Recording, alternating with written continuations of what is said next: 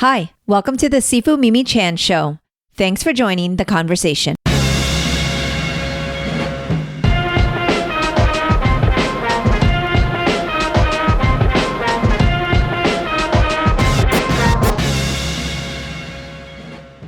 Hello, everyone. Oscar and I explore the rich traditions and philosophy of Wah Lum. We also talk about the vital role integrity plays in both martial arts and daily life. We also discuss effective strategies for achieving fitness or martial arts goals, highlighting the importance of incremental progress and maintaining consistency. Join us for the first Miosk episode of the year as we welcome the Year of the Snake this week. I've been enjoying these conversations and hope you have too. If you have, please rate my podcast on your platform of choice and share it with others.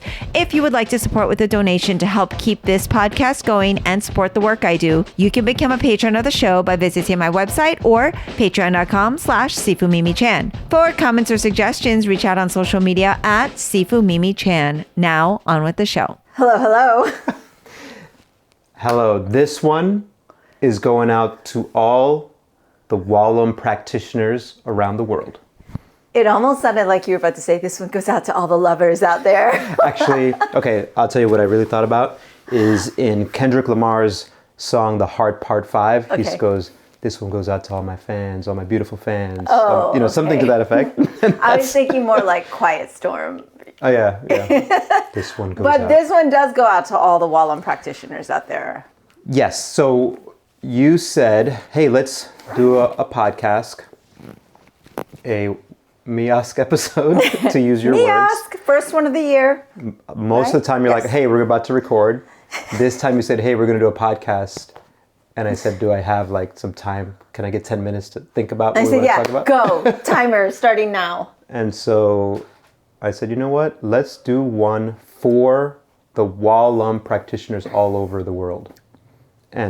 But this is not to be exclusionary of non-Wah Lum practitioners. Of course. Because if you are actually interested in, because people are like turning off right now. Okay, my comics fans are like, what? But actually, if you're interested in like Chinese Kung Fu tradition and some of the philosophy, and also we're going to give some pro tips on getting a good New Year start. So there'll be some stuff for everyone, but it's a dedication. Thank you, a dedication. It's a dedication. So this is not just applicable to Wah Lum. Where I wanted to start was where we've been discussing, because it's still recent, even from November, is this magical moment that happens every 3 years when Wah Lum Sifu's certified instructors gather from across the planet and come to the Wah Lum headquarters in Orlando to recertify as Wah Lum instructors. And maybe you could just give a small, we've talked about it before, but maybe just what that means. Yes, like every 3 years, the Wah Lum Sifu group has a certification, and so we say recertify. It's re-up, basically not re-up. Don't get us started on the wire, that is a rabbit hole.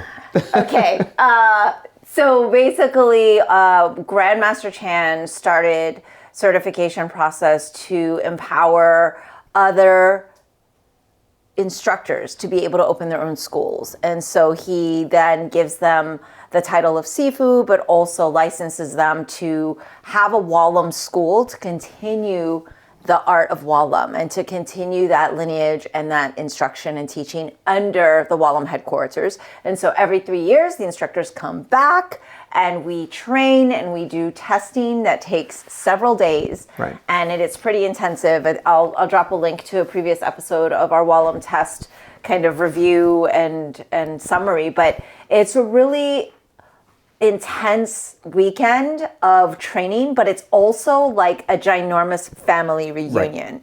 And what happens there, the magic that happens there is that we are, oh God, this is a horrible analogy, but it's kind of like, a support group where you're the ones who know, right? We know what it's like to be teaching Kung Fu and Tai Chi day in and out. We're the ones that kind of are living and walking that path and living a certain lifestyle. And you really only get that kind of empathy from others who also live and walk that path. Right. And so it's this really nice moment where you kind of are able to talk amongst your peers as well as your aunts and uncles and people that have been in this longer, but also just without having to have too much explanation. Like, we all know what we're going through at the same time. So it's a really amazing weekend. And to me, it's like a family reunion with a heck of a lot of Kung Fu. Right. So knowing also that later on today you're speaking with legendary strength coach Dan John. Such a legend. And I love saying that, legendary coach Dan John. Knowing that, it reminded me, since we're talking about that instructor certification, the first time that I heard him speak, which was about 11 years ago, and it was amazing. It was awesome. He had the crowd in tears. He was in tears. I remember you coming home from that and also calling me right after standing you heard ovation Yes. to finish. I had read a lot of Dan John's work and followed him, but I've never heard him speak live. And I was just like, this guy is so awesome.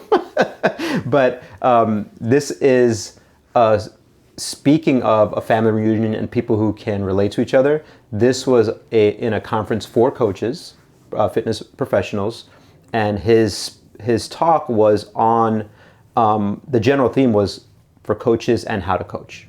So he started off talking about how we're mentors to our students. And of course, being Dan John, he has to kind of go, Dan John, into epistemology.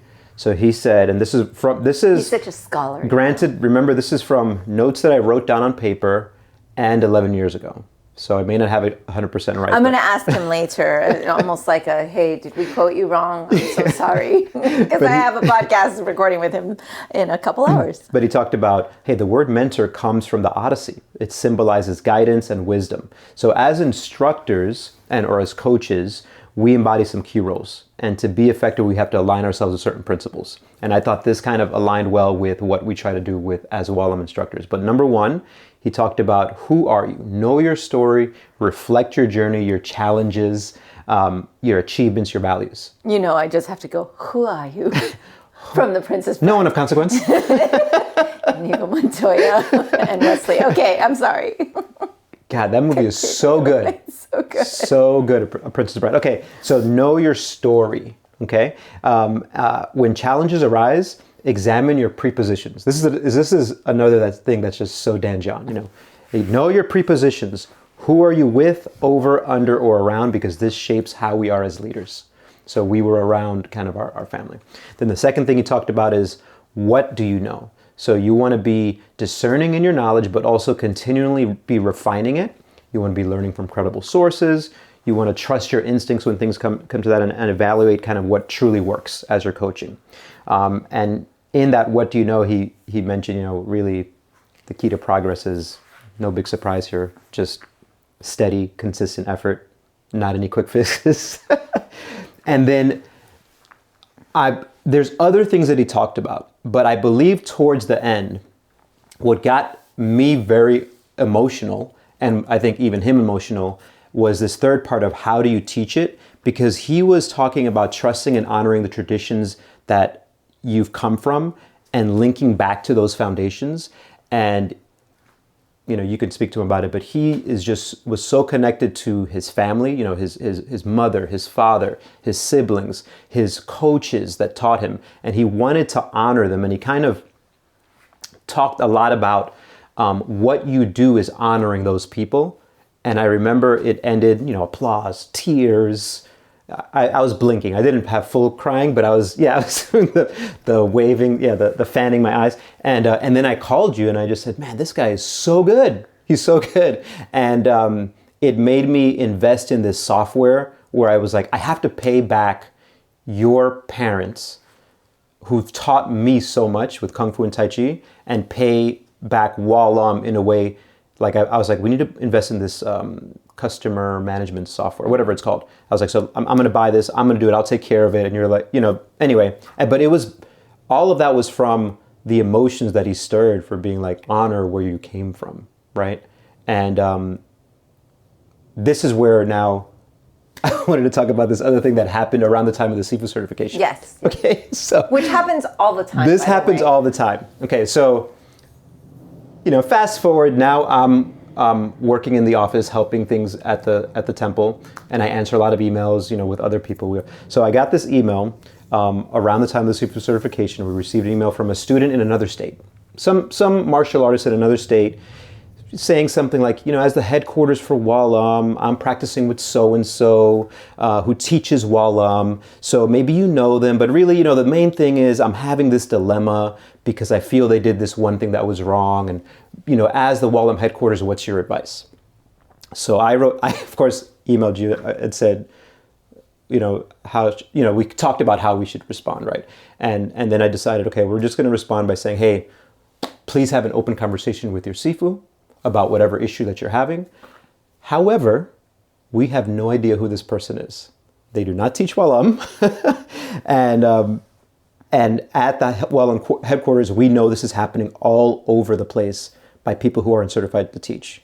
So this was now I'm going to quote my email. Okay. Without mentioning names, because I don't want to be disparaging or make people feel bad, but basically I wrote, hey, by the way, great Grandmaster so-and-so has no association with Wah Lum Kung Fu. We are aware that he and his students are teaching Wah Lum curriculum without authorization, which we consider both disrespectful and dishonorable. This behavior goes against the values of respect and integrity that we uphold in our tradition. And then I just went onto our website, wahlum.com/schools, and I copied and pasted. This is exactly from our website. Wah Lum instructors are tested every 3 years to maintain the highest quality across all of our schools. Only the instructors listed below have been tested, certified, authorized, and qualified to teach the Wah Lum system. If you encounter anyone or any school not listed here claiming affiliation with the Wah Lum system, please be aware this is a false claim. Only those that are listed here have been sanctioned by Grandmaster Chan and the Wah Lum headquarters to teach our style, and it is considered disrespectful to teach Wah Lum without the approval of the Grandmaster and Wah Lum headquarters. You can also verify credentials, contact us, etc., etc. So that was my response to him, right? Yes. It's pretty standard response. Which is a pretty standard response, which we try not to disparage. You just say, there's no connection there. There's no there. There's no there. And we maintain our website showing this, and this is what our rules are. But we don't go out and search for this, right? The first point is to Wah Lum practitioners is, we can't stop people teaching Wah Lum who aren't certified to do so. I don't know. It's just, I can't think of an analogy, but I just know that that's impossible. Yeah, my only analogy would be like, oh, this was posted online on one of those XYZ social media. We need to make sure it's never going to appear on social media ever again.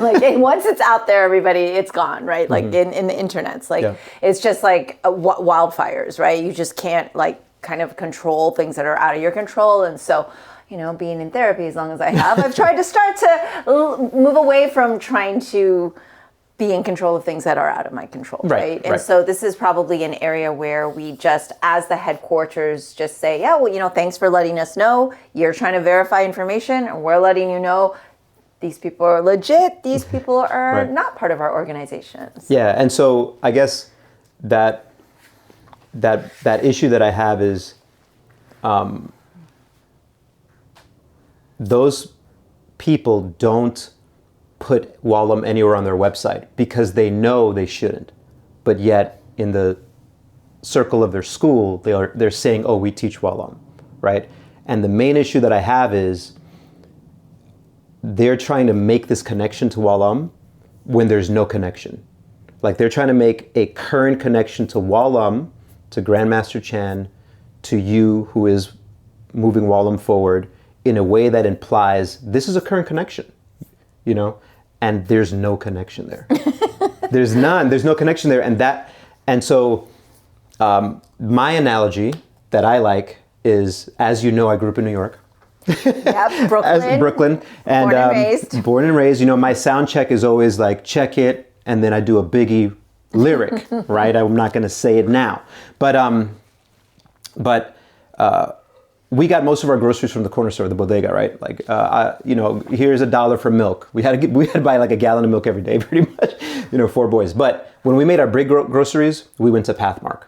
Pathmark, if you know, has a no frill section, or at least it did in the 80s. I have not been in a Pathmark in many years because I moved down here in 94, right? They probably still have a no frill section. But no frills growing up was basically like, oh, no frills, that's like the off-brand stuff, right? So I remember as a kid eating Honey Nut Cheerios, Yes. the real Honey Nut Cheerios, and being like, this is freaking amazing. It tastes so good.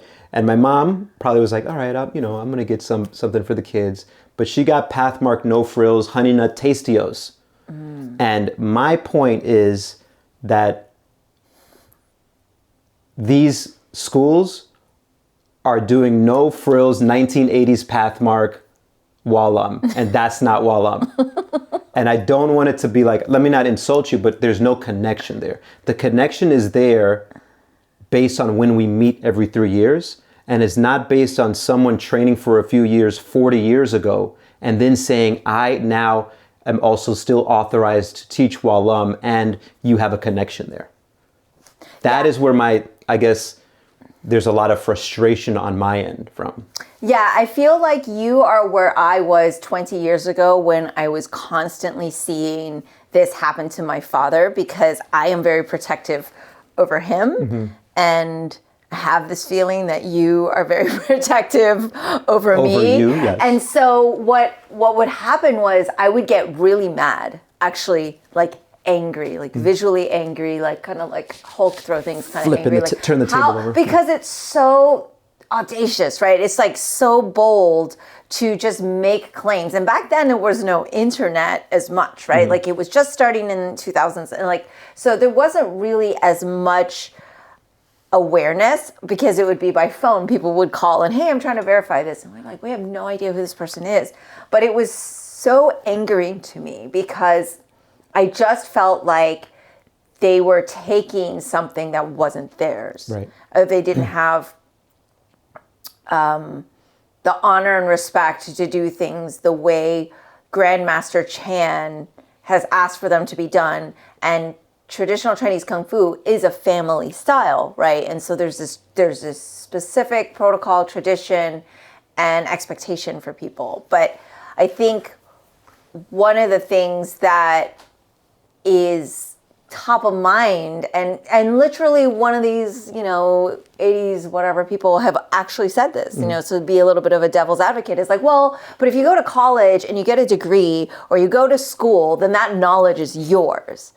Right. And I was like, oh, so Western. It made me, I'm like, I'm totally American, right? But it makes you feel so, oh, that's such a Western way of thinking. Like I take, and what's mine is mine. And so the question is, that was asked, and to be the devil's advocate is, well, if you learn something, isn't it then yours? Like, don't you get to have ownership over that knowledge because you've earned it or you've taken time with it? And especially if somebody maybe got a certificate, even if it was, say, 5 years ago or 10 years ago, they're going to go, well, I'm fairly current, right? Like, why can't I have ownership over this because it's physical, right? This is my material. It's not like I'm saying, oh, I wrote this book. Yeah. That's plagiarism because there's law behind that, right? But this is more ethical question. Yeah, but I guess to that point is some of these people are still saying, well, I'm teaching Wah Lum. And you're, as students, you have a connection to that, where that they don't have that connection. And it goes back to what Dan John, of course, said way more eloquently than I'll try to say is this fact of honoring the traditions of where you got that knowledge. So in a Western setting, in an academic setting, you're honoring the tradition of when you got your degree by going out and doing that. In the traditional Chinese martial arts and the what we bow and baisan to the altar all the time, that's not honoring the tradition of what you learned. So that's where the big problem was. Yeah. And as always, I think I get very heated by two things. One, yes, if I feel I'm very overprotective of you, that's one thing. And then two, when I catch that I did something really, really wrong. And I remember around the time of COVID, I was paying for this marketing company. Great group of guys who had a marketing company. And I said, COVID hit, my personal training business is taking a hit. I'm not going to be able to invest all this money every month to keep working with you guys. Fast forward a couple of years, and there was a Google document that we shared, and they had put new information in there that I still had access to, And in a moment of just like, oh, let me get this, I started downloading stuff for about an hour. And then when I realized that they could see me doing that, I was so ashamed. Like you remember this. I don't get ashamed over a lot of things. I let things just like, okay, I do get ashamed. I don't let things linger like that. And this was like weeks where I just kept thinking, why did I do that? Like, why was my instinct to immediately take? And so I remember I wrote them multiple emails just apologizing. Like, I feel so bad about this. And I think a big part of it is because we have these discussions on what we feel is how we show up with integrity. And I feel like for that hour, I didn't show up with integrity. And so then when I get an email like this, I get heated because one, yes, I feel like there's this maybe a disrespect being done towards my father-in-law, but also my Grandmaster, Master Chan, and to you but then also I remember like, damn it. And I also did that, but I knew I was wrong. And I emailed them and I apologized and I deleted, that stuff that I was like, oh, let me try to take this new information. But I think those are two reasons why it affects me, because you try to live a life of integrity and you're always realizing how often you fail, which is human, right? Which is human. Well, I was going to say, to err is human. So the important part of this is like the lessons that you learn. So kind of to just give some context to our listeners who are not actual Wah Lum students, because of course we hope you're still listening and you're hanging in there with us. But on our martial arts altar, to be clear also, an altar, it's like a place where we pay our respects to our ancestry, to our philosophy. It's not like a religious or sacrificial altar or anything like that. But basically every day we repeat the sayings that are very essential at our core. It's basically like saying our mission statement, right? But it is essential to us. And on that is things like respecting our grandmaster, our teachings, our style, having self-control, having kindness and learning kindness and fellowship and how to work hard and having these ethics. Like this, it's our moral code, and we find it to be the most important thing. We say it at the end of every class, so everyone leaves with that at top of mind. Right. And so for us to not live by that code is super hypocritical. Do we live by that code every moment and every second of the day? No, because we're humans, but we then have something to fall back on to go, wow, are we living up to this? No, then how can I be better? How can I apologize? How can I learn from the mistakes I will inevitably make? Like we are 100% going to make the mistakes. We are 100% not going to do the right thing. But then it's the people that are being called out or have been called out, then that continue to tell themselves whatever narrative they need to tell themselves to make it justifiable. And that's what really fascinates me. So I play devil's advocate because I said, well, people have asked these questions. Obviously, I think they're completely wrong. Obviously, you and I agree and have our opinions on this. I've just learned to be a bit calmer about it because I realize that, one, you can't stop people from being this way. That's the whole like trying to control things you can't control. But I'm very interested in the narrative that people tell themselves. And again, don't want to go down the rabbit hole of doing such, but it's like, how can you, maybe even on their websites, they say, oh, we're martial artists. We teach you how to be respectful, how to have integrity. Like they love to say, oh, our kids programs teaches kids all these wonderful characteristics. And as a martial artist, I think that is one of the really biggest takeaways in what kind of character you're looking for. Someone with integrity and hard work ethic and having honor, right? You look even back into like the old samurai Japan, code. It's like honor, all these words. And are they just words to people? Because how can you then sit there and put all these words out that are essentially meaningless if what you've done is disrespected a tradition and a lineage that comes from a very, I don't want to use the word guarded or private, but it comes from a very specific style. Like our Wah Lum style is Grandmaster Chan's now to do with as he sees is the right thing. And what he decided was he was going to share it. And that then opened us up to these issues. Yeah. So, but at the same time, the benefit outweighed the negative, which was so many people have been moved and enriched by Wah Lum and the practice and the knowledge of it. And we just try to look at the greater good versus the negative side. But basically, it is absolutely not condoned, okay, And if we aren't calling you to tell you so, it's not an endorsement. It is not basically us telling you that you're okay to continue doing what you're doing. We absolutely think it's the highest form of disrespect to Grandmaster Chan and all of the teachings. Right. And I think that is why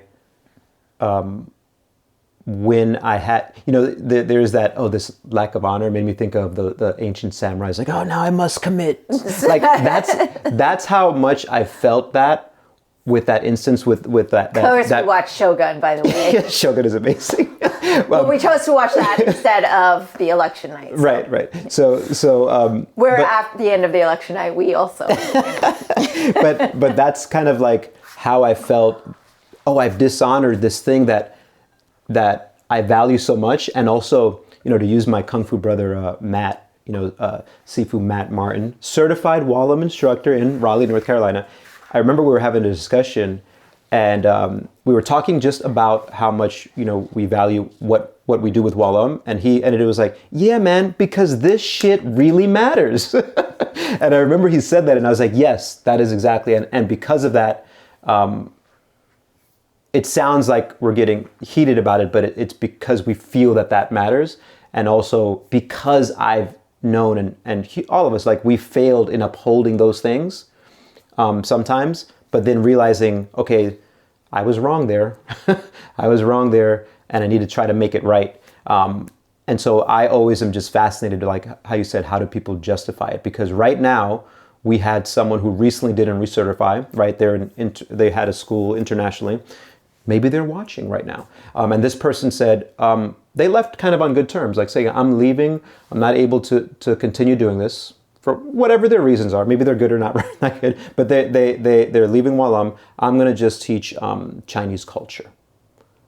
Are they now teaching Wah Lum like right now as we're recording this? Maybe, but we don't know. We're not gonna go searching for that, right? Because it's impossible to search that.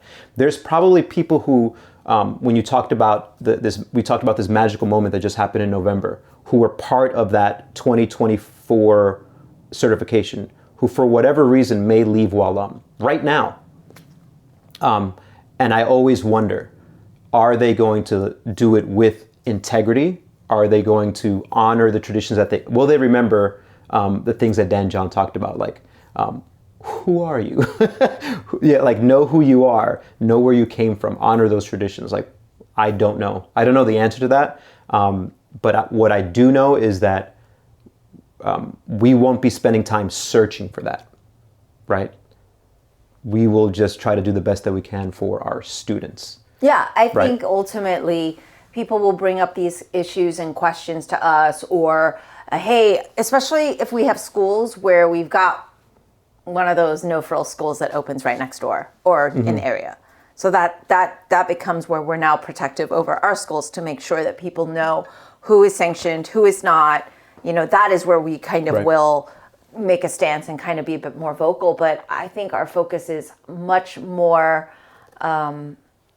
best served by being intentional to the people who are doing things the right way, and instead of giving all this energy to the negative side of the people that are just going to drain you, because you can't actually convince anyone with facts. You can't actually convince anybody who has told themselves they are the hero of their own story, which is a thing that you've said many, many times in a lot of the Miask episodes. But basically, they will tell themselves their own narrative to make it fit what is quote unquote right in their head. And I think ultimately no one is going to just say, well, I'm just going to be a bad person. No. So they'll tell whatever story they need to make themselves out to not be that bad person. And it's not just good or bad, but it's essentially, am I doing something that is ethically wrong or against the traditions of Wah Lum Kung Fu? And the answer to that is mostly yes. When they choose to make these decisions, it's almost always going to be yes, unless they're doing it the right way. There's a very clear path that's been laid for people to learn and teach in our style the right way, and that is to come and be a part of the family. If you don't want to be a part of the family, then you don't need to be. But essentially, if you want to be part of the family, there is a right way to do it. So the last note that I have from that lecture for Dan John, and these are just notes that, again, and I take sometimes notes and then go, how can then I make it relate to Wah Lum? And it was like building on this legacy as instructors. One of those lessons Dan John talked about is us thriving as a community, not in isolation, which is what I think makes the Wah Lum Kung Fu organization so strong, is that we do have a very tight-knit community of the certified instructors who are there and all the students. But just to remember to like honor the traditions, honor where you came from and the people that you taught, but then we really believe that what we're teaching is helping expand people's like lives, possibilities, that we're trying to help people live with integrity, with purpose. We're trying to leave like a stronger, more connected community. So with all of that, segue to taking advantage of the energy of a new year, 2025, but also the Lunar New Year, which will be on the 29th of January, Year of the Snake. There's beliefs of like, oh, New Year's resolutions are worthless, but I think there's a lot of value in taking advantage of that energy of the new year to kind of maybe start putting your focus. You don't have to like rewrite your whole life, but you can think about, well, what do I want to do in 2025? And so a lot of the things that we get with Kung Fu and Tai Chi students, or maybe even fitness enthusiasts, or just the general public is, what are my goals going to be for 2025? So let's maybe talk about that. How do we help Wah Lum practitioners or not, or no frills Wah Lum practitioners? How do we help people accomplish what their goals are or their intentions are for 2025? I like to really think of it instead of like a New Year's resolution, because to me it's less about the fact that this calendar year, I mean, is there really a difference between December 31 and January 1? But what I think is super significant, and I hadn't thought about it before till I was just sitting here, is pretty much that it's because like from November 20 something, when we have Thanksgiving, or you may be backing up to like Halloween, right? There's all this stuff happening that throws one off routine.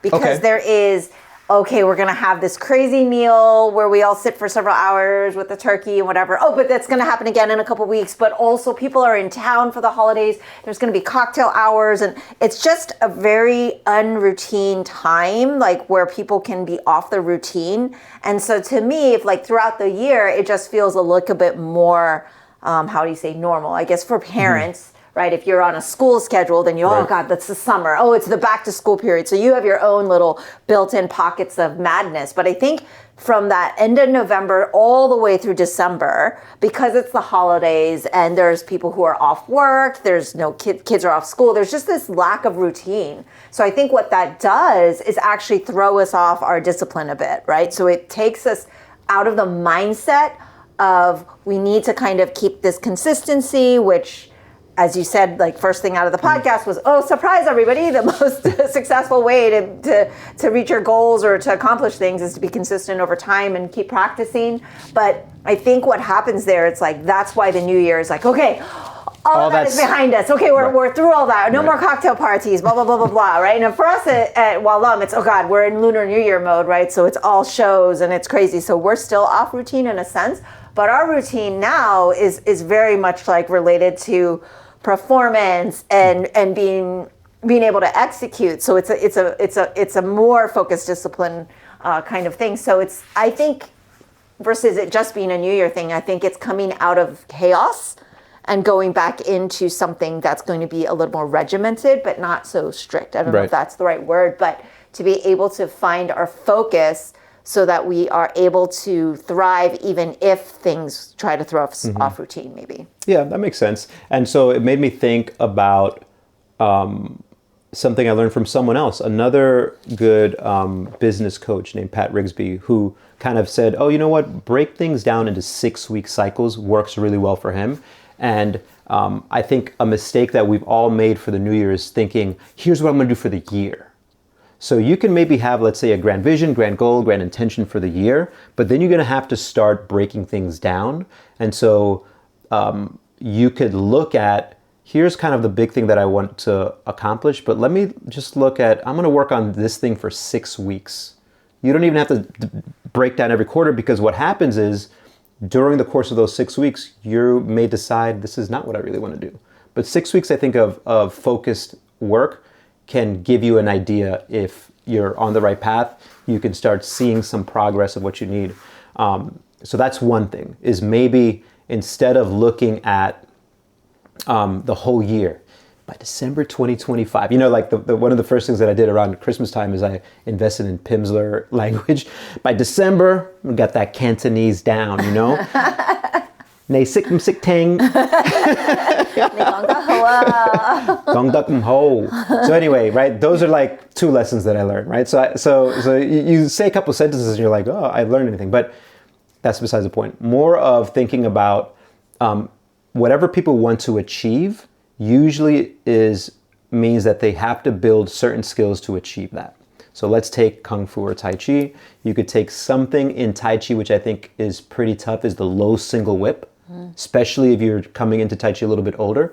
But then also in Wah Lum, we have a very similar move we call side to side, which is kind of a lateral type lunge. Yeah, and for our Wah Lum practitioners, it starts as early as third exercise where we hit into that pokemon. And it's a challenging, really challenging move. So let's just take a move like that that's similar on both sides. And then if you were to look at fitness, it's like, oh, that's just a lateral lunge. Right? Mm-hmm.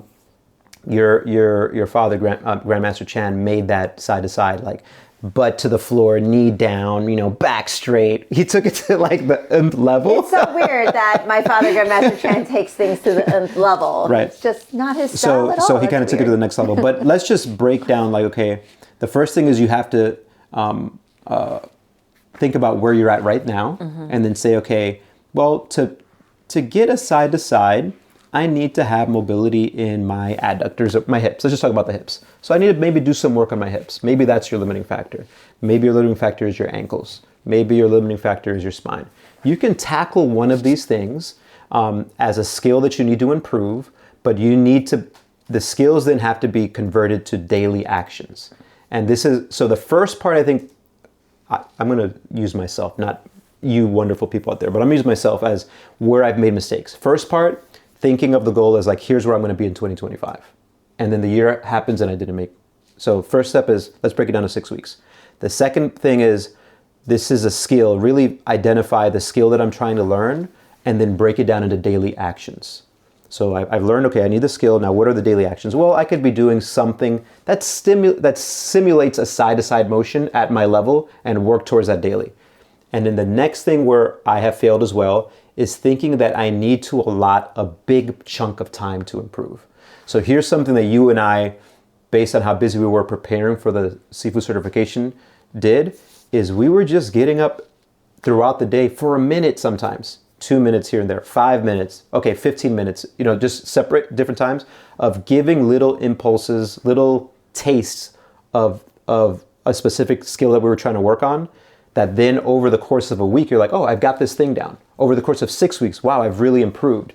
Then you reevaluate, you do it again, and you can really move forward that way if you take these kind of bite-sized chunks. So does that make sense as far as like breaking things down in the smaller increments that are chewable maybe? Yeah, I think the key there is a lot of people have overload. So if you look at, oh gosh, I have this whole program I have to do, or even like, for example, I'm trying to do a program that Coach Oscar has me on, and I'm like, oh, there's 3 action items for today or whatever. So I actually am looking at things as like, let me see what I can do today. And if I can do it today, great. And if not, like the next day, I'm like, I didn't do that. So I'm on today again. Like it could be just like a reset for every day, but I do know what you mean by it's important to try to give yourself like a small set amount of time and short-term goal, because that's much more attainable and palatable. Like it's more digestible to go, oh, I think I can make it in that amount of time.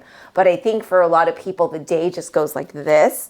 And so to think about your item that you're working on, whether it's a physical item, whether it's a habit you're trying to build, whether it's, I want to drink 1 more glass of water or whatever it is, I think you just have to see like, one of the things that you talked about in your coaching all the time is like, what would be so easy for me to do that you'd be like, yeah, I can absolutely do that. So for you or me, it'd be like, okay, we can do 1 minute. We could definitely do a minute. Definitely do a minute. And then, so you do your minute and then maybe it turns into 5 or maybe it turns into 10 and that's great. But then the next day, I don't know that you should say, oh, I need to do 5 or 10 because that's what I did yesterday, right? So it's really important to take the minute win, but also that day is gone. And if you didn't do it, then, your clock resets. That's the new day. And that's what you try to tackle that day, and not get so caught up in what I didn't get to do, or what I missed, or what I wasn't able to accomplish. And now I'm behind, right? Because you're only where you're at. You can only progress from where you start. You can't go backwards in time. If you can, let me know. That would be really interesting to have you on my podcast. But yeah, I think the 6-week plan is good, making it bite-sized, but really when it comes down to it, making sure that whatever the one day, the daily task is, or whatever the task is, that you look at your schedule and be reasonable. Because what happens is, I think a lot of people get super excited. They're like, oh yeah, I can commit to this or this or this. And then when you don't do it, you're even more upset, and then the whole program goes out the window. Right. So what I'm hearing you say is be a little bit more forgiving of yourself. Treat yourself the way you would treat a friend. To use an example, like I was thinking about something I just did today, is the amazing Sifu Tu, who's one of the most senior instructors, not just at the temple, but in the system, right? Yeah. He's a disciple of Grandmaster Chan. He was doing your Kung Fu brother. He was doing a workshop on double broadswords. Probably one of the most stolen Wah Lum forms out there. Yeah, there is a book. So stolen isn't right, but technically, I guess if someone learned from a book, they're like, well, you put the information out there, but it really was originally for Wah Lum practitioners. Right. Okay, so sorry, I couldn't help myself. So anyway, what was really cool about that workshop is, like, here are some basics. Basic 1, basic 2, basic 3, basic 4. Okay, now let's break this form down into sections. Section 1, section whatever, blah, blah, blah. Today, I was like, I've got to get this work. Sorry, I brought this with me. I was like, today I've got to get this work done. So I started working on things, and I was like, but I did say that to myself and committed that I was going to work on double broadswords. So I have a pair here. I got the double broadswords out, and literally for a minute, I did a minute of those basics. Set it down, went back to work, and then I did it again. So I've done 2 minutes. But I can tell you that those 2 minutes are way better than me spending the entire week trying to find 30 minutes to an hour to practice. That will help me more when it's time for me then to practice it in a longer term in a class setting. And so as a student, Kung Fu or Tai Chi, if you look at whatever you're trying to improve, if it's a Wah Lum form, great. If it's a Tai Chi form, if it's your own personal style of martial arts or fitness, look at what you're trying to improve, try to break those down into different skills. Like, this is a skill that I need to work on. And then that skill is like, okay, then what's a habit that can be daily? And then just remember, to your point, that daily means where you can realistically fit it in and for how long. Yeah. And that will add up. Using Dan John again, but he wrote something about, like, I wrote this New Year's resolution thing about, like, hey, your goal should be to weigh 1 pound less, or to not weigh 1 pound more. It's an amazing, actually super smart way to think about it, because most people end the year going, where do these 10 pounds come from? or whatever reason. But making kind of realistic goals, and then even at a certain age, making goals that are like, I'm just not going to decline this year. Yeah, well, right? We actually, and I think we talked about this before, had dinner with a lovely, lovely, lovely couple that we adore in their 80s. And he's like, well, I've never changed my routine. I do the exact same strength routine that I've been doing for like 30 years, which means, like, if you were lifting, let's just say, like, doing a 50-pound blah, blah, blah, in your 80s, you're still doing that. That's freaking amazing. So it's really a smart way to be. It's like, well, I've never lost that skill, which makes you stay, if you think about it, he's like as strong as he was when he was 50. Mm-hmm. That's incredible. So yeah, I think there's this thought that your goal has to be meaning you achieved more or gotten higher kicks or done a higher number of something, but essentially sometimes maintaining is winning. Celebrate maintaining sometimes. This is coming from the 40 Fit Food group, obviously. Yeah. Like, we're like, oh, okay, in your 20s, it's a little bit different. And I will say that for our very young practitioners, if we've got teenagers listening, it's a bit different for you. You have a different trajectory because you can push a bit more.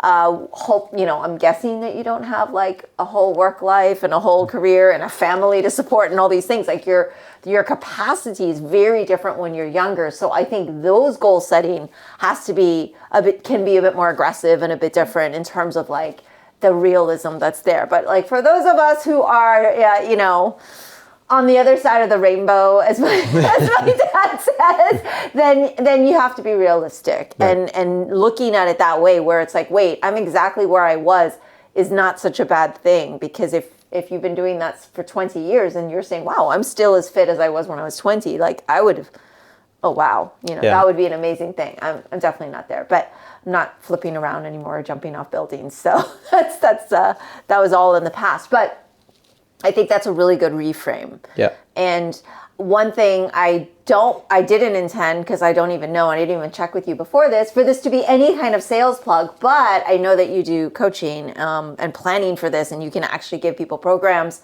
Is that a thing? Are you taking people or not really? So, you know what, because, so funny, right? Because the theme of this is all integrity, I won't make a plug on that. Okay. If you want to contact us, you know how to contact us. Okay. But yes, I do coach people, but I think the thing is, I'll speak for myself, right? I have a strength training coach. Yeah. Brett Jones, dude is amazing. Hey, listen, if you want to learn strength training, reach out to this guy. He's like one of the greatest coaches on the planet. Anyway, I stay consistent with that training because I schedule consistent meetings with him. I'll feel like crap if I don't do what I discuss with him. So just 2 days ago, I had my monthly... So are you saying accountability is helpful?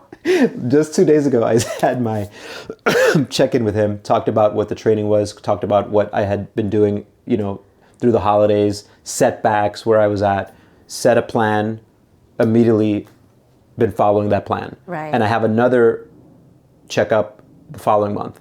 And so will this month be perfect? No, but it's much more likely that I will be consistent because I know I have to check in. And I think that's the value also of going to school. A school. Like yes. Showing up to class. Let us so at Wah Lum, do the hard work for you in terms of you show up. Just show up and then we'll get you. Show up is step one. So show up is step one. So yes, I do coaching remotely and I do in person. Yes.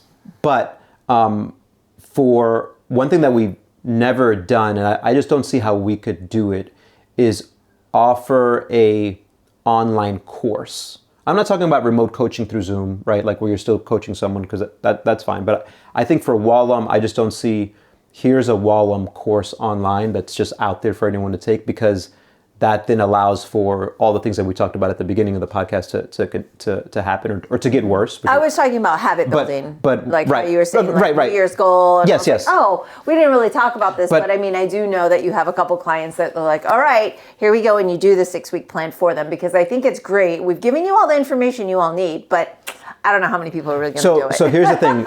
So the point being, accountability is important too. Yeah, so whether that's your Sifu, whether that's another coach you have, but it is, I think that we didn't talk about the component of, oh, by the way, you don't have to do that alone. Correct. So I guess what I'm trying to say is, the coaching, the accountability part is super important, right? That's the first step is you making this kind of decision. Here's what I'm going to do. To be successful, you do something consistently. In order to be consistent, a huge component is some form of accountability, which can be done with a coach, with a Sifu, with going to school. But then the real magic happens within you still working out on your own. So I want people to understand that, we want for you to come, let's say you're a student who comes in and does training twice a week. And that's all that you have time for, but just realize that there's 7 hours in a week. If 2 of those hours are to training and the rest are, you're not thinking about it at all, you will get some input, some improvement, but you're not going to progress as fast. So you just need to be realistic.